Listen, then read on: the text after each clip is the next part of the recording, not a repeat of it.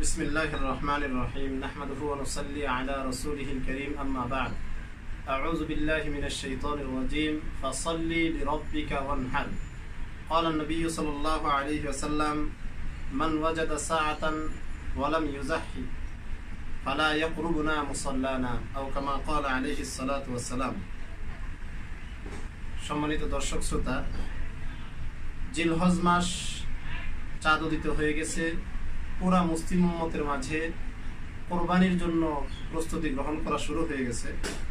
আমাদের কাছে দৈনন্দিনই এরকম কোরবানির বিষয় নিয়ে জায়গায় জায়গা থেকে ফোন আসে বিভিন্ন বিষয় জানার জন্য। অনেক মানুষকে আমরা কোরবানির সমকালীন সময়ে বিভিন্ন গুরুত্বপূর্ণ মাসালা বলে দিতে হয়। তো আজকে আপনাদের সামনে আমরা কোরবানির সম্পর্কে গুরুত্বপূর্ণ কয়েকটি বিষয়ে সংক্ষিপ্তভাবে আলোচনা করার চেষ্টা করব ইনশাআল্লাহ। আজকে আমরা দুইটা প্রশ্নের উত্তর দেওয়ার চেষ্টা করব এই প্রোগ্রামে। প্রথমত প্রশ্ন হলো, কোরবানি কাদের উপর ওয়াজিব? কোরবানি কাদের উপর ওয়াজিব, এটা হলো প্রথম প্রশ্ন। এই প্রশ্নের উত্তর হলো, প্রাপ্তবয়স্ক, সুস্থ মস্তিষ্ক, সফররত নয়, মুসাফির নয়, এরকম মুকিম ব্যক্তি, যে কোনো নারী পুরুষ, যে ব্যক্তি জিলহজ মাসের সুবহে সাদিক, জিলহজ মাসের 10 তারিখ সুবহে সাদিক থেকে নিয়ে 11, 12, 12 তারিখ সূর্যাস্ত পর্যন্ত এই 3 দিন সময়ের ভিতরে, কোরবানির সময়ের ভিতরে যেই ব্যক্তির কাছে প্রয়োজনের অতিরিক্ত নেশাব পরিমাণ মাল থাকবে, সেই ব্যক্তির উপরেই কোরবানি করা ওয়াজিব। প্রয়োজন অতিরিক্ত নেশাব পরিমাণ মালের মালিক যে কোনো নারী পুরুষ, মুকিম ব্যক্তি, সুস্থ মস্তিষ্ক সম্পন্ন, প্রাপ্তবয়স্ক, তার উপর কোরবানি করা ওয়াজিব।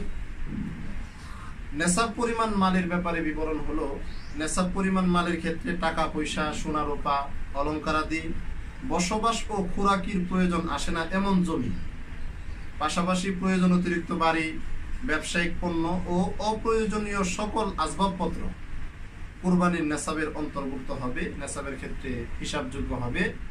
এখানে আমাদেরকে মনে রাখতে হবে, কুরবানির নেশাব এবং জাকাতের নেশাবের মাঝে মৌলিকভাবে পার্থক্য আছে। পার্থক্যটা এরকম যে জাকাতের নেশাবের ক্ষেত্রে শুধুমাত্র বর্ধনশীল মালগুলোকেই গণ্য করা হয়, যেমন সোনা রূপা, নগদ টাকা, ব্যবসায়িক পণ্য, অলংকারাদি, এগুলো হচ্ছে বর্ধনশীল মাল।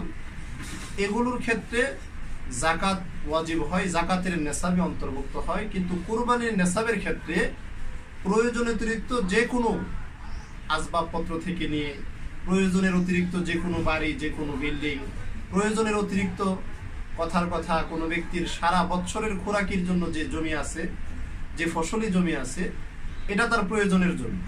এর অতিরিক্ত যদি তার কাছে আরো কোনো জমি থাকে, তাহলে সেটার মূল্য নেশাবে হিসাব অন্তর্ভুক্ত করা হবে।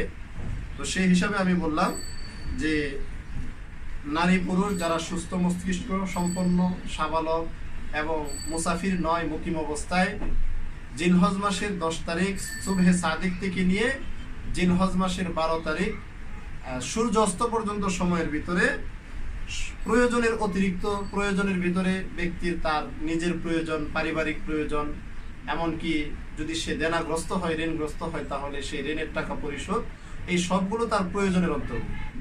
এর অতিরিক্ত যদি কোনো ব্যক্তি নেশাব পরিমাণ মালের মালিক হয়, নেশাবের হিসাব করতে গেলে শুধু স্বর্ণ, শুধু রূপা অথবা শুধু টাকা, এগুলোর কোনো একটি দিয়ে যদি সে নেশাব পরিমাণ মালের মালিক হয়, অথবা তার সমন্বিত সবগুলো মিলিয়ে যদি নেশাব পরিমাণ সম্পদের মালিক হয়, তাহলে সেই ব্যক্তির উপর কুরবানি ওয়াজিব হবে। স্বর্ণের দ্বারা যদি নেশাব নির্ধারণ করতে হয়, তাহলে স্বর্ণের ক্ষেত্রে প্রযোজ্য হলো 7.5 তোলা স্বর্ণ, আর রূপার ক্ষেত্রে 52.5 তোলা রূপার অথবা তার সম পরিমাণ বর্তমান বাজার মূল্য। এমনিভাবে যে আসবাবপত্র অথবা জমি অথবা বাড়ি অথবা অতিরিক্ত ঘর, এই সমস্ত জিনিসের মূল্য সর্বনিম্ন 52.5 তোলা রূপার বর্তমান বাজার মূল্য হিসাবে ধর্তব্য হবে। এভাবে যদি কোনো ব্যক্তি নেশাব পরিমাণ মূল্য, নেশাব পরিমাণ তার পরিপূর্ণ হয়, তাহলে সেই ব্যক্তির উপর কোরবানি করা ওয়াজিব, সেই ব্যক্তিকে অবশ্যই কোরবানি করতে হবে। বাকি কথা থাকলো, যদি কোনো ব্যক্তি নাবালক হয়, প্রাপ্তবয়স্ক না হয়, তাহলে তার কোরবানি দেওয়া লাগবে না, সে যত সম্পদের অধিকারী হোক। এমনিভাবে পাগল ব্যক্তি যে সুস্থ মস্তিষ্ক সম্পন্ন নয়, তার সম্পদ থাকলেও তাকে কোরবানি করতে হয় না। মুসাফির ব্যক্তি সে সফররত অবস্থায় যতক্ষণ পর্যন্ত সে একামতের নিয়ত না করবে, মুকিম না হবে, ততক্ষণ পর্যন্ত তার সম্পদ থাকলেও তার উপর কুরবানি ওয়াজিব হয় না। পাশাপাশি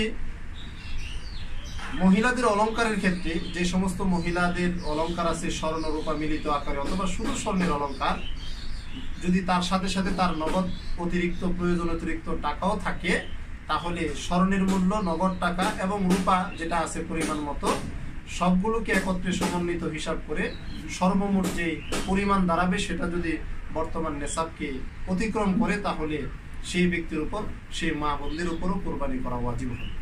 কোরবানি এবং জাকাতের ক্ষেত্রে দ্বিতীয় আরেকটি যে ব্যবধান আছে সেটা হলো জাকাতের নেসাব পরিপূর্ণ হওয়ার পরে 1 বছর পর্যন্ত অতিক্রম হওয়া শর্ত, কিন্তু কুরবানির নেসাবের ক্ষেত্রে 1 বছর অতিক্রম হওয়ার কোনো শর্ত সেখানে প্রযোজ্য নয়।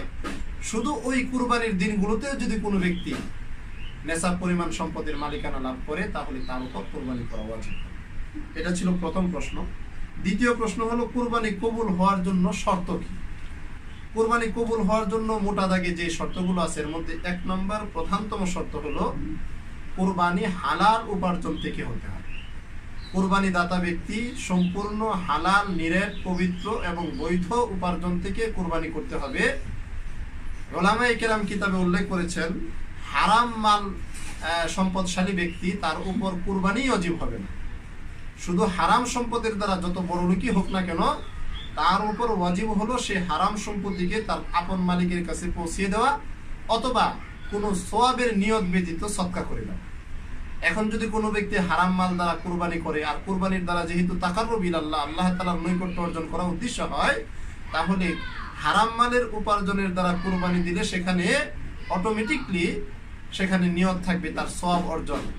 যেহেতু হারাম মালকে দান করার ক্ষেত্রে সওয়াবের নিয়ত করা যায় না, সেহেতু কেউ যদি হারাম মাল দিয়ে কুরবানি করে, তাহলে সেটা শুধু সে অন্যায্য কাজই করলো না, শরীয়তের বিধানই লঙ্ঘন করলো না, উলামায়ে কেরাম তার ব্যাপারে আরো কঠোরভাবে বলেন যে তার ঈমান খতরাতে পড়ে যাওয়ার সম্ভাবনা আছে। আল্লাহ তাআলার তরফ থেকে যেটার নিষেধাজ্ঞা ছিল সেটাকে সে বৈধ করার প্রক্রিয়ার ভিতর দিয়ে চলে যাওয়ার কারণে তার উপর এই হুমকি আসছে। দ্বিতীয়ত, কুরবানি কবুল হওয়ার জন্য সবথেকে বড় আরো একটি শর্ত সেটা হলো পরিশুদ্ধ নিয়ত এবং তাকওয়া। পরিশুদ্ধ নিয়তের ব্যাপারে আল্লাহ তাআলা নিজেই কোরআনের মাঝে কুরবানির বিষয়টিকে নিয়ে উল্লেখ করেছেন। আউযু বিল্লাহি মিনাশ শাইতানির রাজীম, লা ইয়ানালাল্লাহু লুহুমুহা ওয়ালা দিমাউহা ওয়ালাকিন ইয়ানালুহুত তাকওয়া মিনকুম।